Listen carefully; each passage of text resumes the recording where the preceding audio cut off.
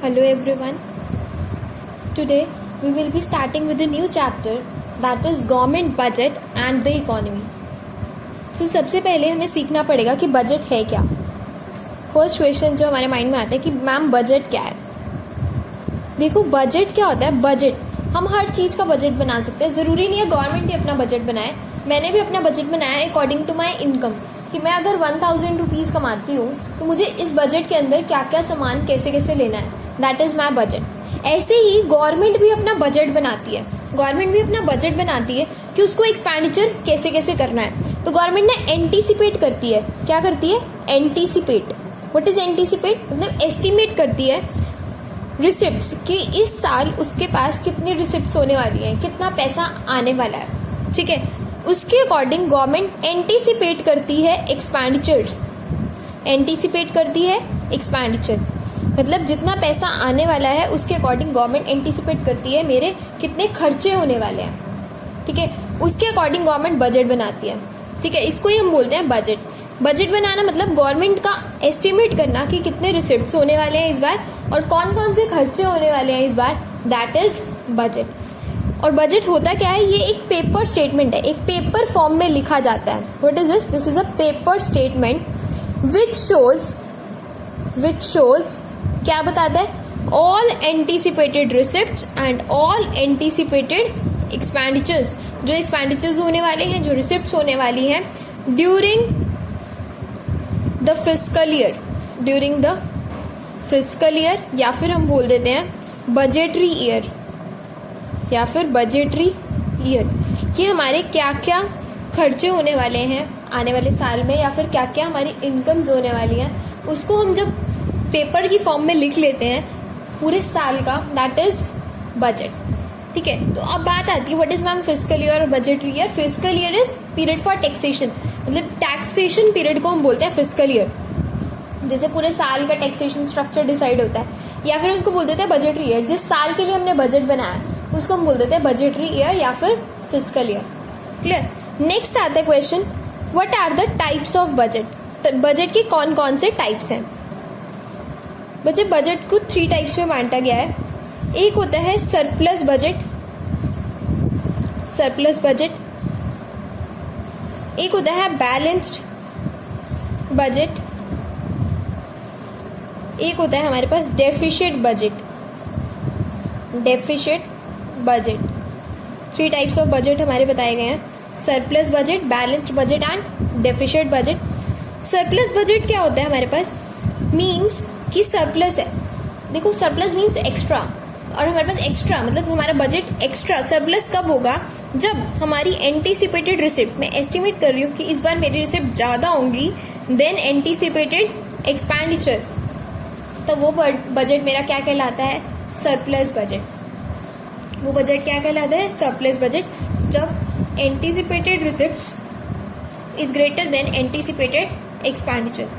उसके बाद आता है बैलेंस्ड बजट. बैलेंस्ड बजट क्या होता है? जब मेरी anticipated receipts is equal to anticipated expenditure. जब दोनों इक्वल हो जाते हैं, जितना पैसा आना है उतने ही हमारे खर्चे हैं. इस बार गवर्नमेंट ने एस्टिमेट किया कि मेरी इतनी रिसिप्ट्स 1000 रिसिप्ट्स होने वाली है और 1000 ही मेरा एक्सपेंडिचर है. तो ये मेरा क्या है? Balanced budget. अगर मैं बात करूँ डेफिशिट. डेफिशिट का मतलब होता है कमी. और डेफिशिट बजट कब होगा? जब खर्चे ज़्यादा होंगे और रिसिप्ट्स क्या होंगी? कम. एग्जाम्पल 1200 का मेरा एक्सपेंडिचर है और 1000 की मेरी क्या होने वाली है? रिसिप्ट्स. तो ये मेरा कैसा बजट है? That is deficit budget. ये बजट मेरा कैसा बजट में काउंट होगा? That is deficit budget. Clear है. तो first is what is budget? एक पेपर स्टेटमेंट जो बताता है all receipts, anticipated receipts and all anticipated expenditure during the fiscal year. 3 types surplus, balance and deficit. Surplus is अगर aggregate नहीं, anticipated receipts is greater than anticipated expenditure. Anticipated receipts is equal to anticipated expenditure during the fiscal year is known as balanced budget. And deficit budget जब anticipated expenditure is greater than anticipated receipt. Next question आता है हमारे पास. Type सीख लिया. Components of budget. Components of budget हमारे mainly 2 components है budget में. मेनली 2 ही बात आ रही है. या तो हम एंटीसिपेटेड रिसिप्ट्स की बात करेंगे एंटीसिपेटेड रिसिप्ट्स की बात करेंगे, या फिर हम एंटीसिपेटेड एक्सपेंडिचर्स की बात करेंगे, या फिर हम एंटीसिपेटेड एक्सपेंडिचर्स की बात करेंगे। तो मेरे दो मेन कंपोनेंट्स कौन कौन से हैं, anticipated receipts and anticipated expenditure, या फिर हम इसको ये भी बोल देते हैं बजटरी रिसिप्ट्स। क्या बोल देते हैं, बजटरी रिसिप्ट्स, और ऐसे ही हम इसको बोल देते हैं बजटरी एक्सपेंडिचर। क्लियर है? तुम्हें ध्यान रखना है components of budget, anticipated receipts या फिर एंटीसिपेटेड एक्सपेंडिचर। क्लियर है? अब इन कंपोनेंट्स को हम डिटेल में पढ़ेंगे। दो कंपोनेंट्स हमारे मेनली हैं, एक एंटीसिपेटेड रिसिप्ट्स और एंटीसिपेटेड एक्सपेंडिचर्स। सबसे पहले हम आज स्टार्ट करेंगे एंटीसिपेटेड रिसिप्ट्स या फिर बजटरी रिसिप्ट्स क्या होता है। क्या स्टार्ट करेंगे कि बजटरी रिसिप्ट्स क्या होता है, बजटरी रिसिप्ट्स या फिर एंटीसिपेटेड रिसिप्ट्स। क्लियर? अब देखो बजटरी रिसिप्ट्स क्या होता है, जो भी एस्टिमेटेड मनी मुझे मिलने वाली है गवर्नमेंट से ड्यूरिंग द बजटरी ईयर या फिर करंट फिस्कल ईयर, उसको क्या बोलेंगे, बजटरी रिसिप्ट। रिसिप्ट मीन्स जो भी मिलने वाला है, ठीक है, जो भी मुझे मिलने वाला है। तो मैं ये कह सकती हूँ it refers to estimated money receipts, estimated money receipts, ठीक है, ऑफ द गवर्नमेंट, जो भी गवर्नमेंट को मिलने वाला है, मनी रिसीट्स एस्टिमेटेड। बस ये ध्यान रखना, आपने एस्टिमेटेड वर्ड लगाना नहीं भूलना। जहाँ पे अगर आपने एस्टिमेटेड लगाना भूल गए मीन्स वो एक्चुअल एक्सपेंडिचर है, और एक्चुअल खर्चा कभी भी बजट नहीं होता। एक्चुअल खर्चा कभी भी बजट में नहीं आता, वो तो एक्चुअल हो जाता है। बजट हमेशा फ्यूचर के लिए बनाया जाता है, आज के लिए नहीं। अभी का जो मैंने खर्चा कर दिया कभी भी उसके लिए नहीं, बट बजट हमेशा एस्टिमेटेड होता है, हमेशा फ्यूचर के लिए बनाया जाता है। तो याद रखना, estimated money receipts of the government during current fiscal year, during current fiscal year. बात आती है टाइप्स। बजटरी रिसिप्ट्स के भी कुछ टाइप्स होते हैं, 2 टाइप्स। एक होती है रेवेन्यू, एक होती है नॉन रेवेन्यू या फिर हम कहते हैं कैपिटल रिसीट्स। क्या बोल देते हैं, कैपिटल रिसीट्स। अकाउंट्स में भी हम टर्म यूज करते हैं रेवेन्यू एक्सपेंडिचर, कैपिटल एक्सपेंडिचर। वैसे ही यहाँ पे देखो गवर्नमेंट का मेन जो काम होता है रेवेन्यू रिसीट्स, जो मेनली डेली रूटीन एक्टिविटी में आता है वो रेवेन्यू, और जो रूटीन एक्टिविटी में नहीं आता वो होता है हमारा कैपिटल रिसीट्स, ठीक है। बट इसकी डेफिनेशन बजटरी चैप्टर में कुछ बहुत अच्छे लेवल से दी गई है कि रेवेन्यू रिसीट्स क्या होते हैं, पहले वो सीखते हैं। रेवेन्यू रिसीट्स वो रिसीट्स होती हैं, मतलब मैंने किसी से पैसा लिया जिससे ना मेरी कोई लायबिलिटी हुई, नाइदर क्रिएट एनी लायबिलिटी। देखो जनरली क्या होता है, मैं अगर किसी से पैसा लेती हूँ ना, तो अगर मुझे वो वापस देना है तो मेरी लायबिलिटी बन जाती है, ठीक है। अगर मुझे वापस देना है तो मेरी क्या बन जाती है, liability.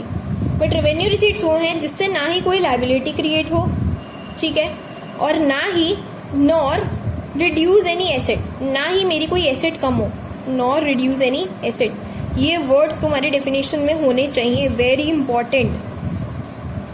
What are revenue receipts? Which neither create any liability, जिससे मेरी लायबिलिटी ना हो, लायबिलिटी ना हो, मुझे वापस नहीं देना हो, ना मेरी कोई एसेट कम हो, ना ही मेरी कोई एसेट कम हो। देखो मैंने कोई एसेट कम हो मैम, ये ऐसा क्यों लिखा है स्पेशली, क्योंकि जब हम मान लो कोई लैंड बेची, देखो रिसिप्ट है, लैंड बेची पैसा आ रहा है, रिसिप्ट है मैम, हाँ बिल्कुल रिसिप्ट है, तो मैम वो रेवेन्यू या कैपिटल, उसको डेफिनेशन से चेक करना पड़ेगा।